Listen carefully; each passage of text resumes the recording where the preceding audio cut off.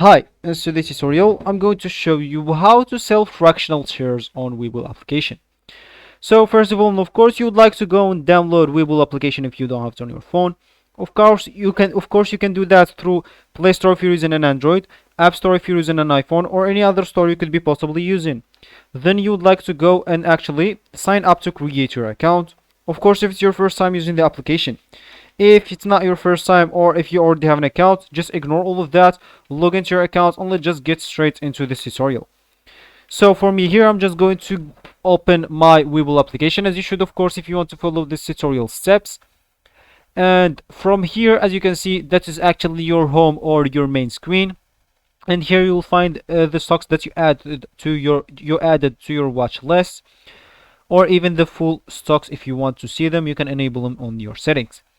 So of course, how to sell fractional shares on Webull. So in the Webull application, you will need to select the stock or the ETF that you are interested on. So let's just go here to the market. And of course, you can choose the stocks in the United States, the cryptos, or the stocks and the global. So choose whatever. If you might maybe choose the stocks in the United States, just scroll down. Of course, you can find here the field, the incoming and listed. Click at any of them and you will see them.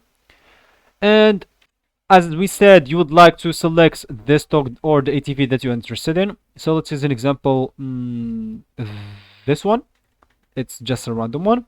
So from here, you will enter the order type, select select the actual or change the percentage option from whole to fractional share. So for me, I don't even own this stock, so I will not even find that. But if you own it, you'll find an option called change the percentage option from whole to fractional, and enter a dollar amount that represents the fractional that you want, the fraction, not the fractional, the fraction that you want, and you'll be actually good to go. So that will be actually for this tutorial. I hope you guys like it. Thank you guys for watching, and goodbye.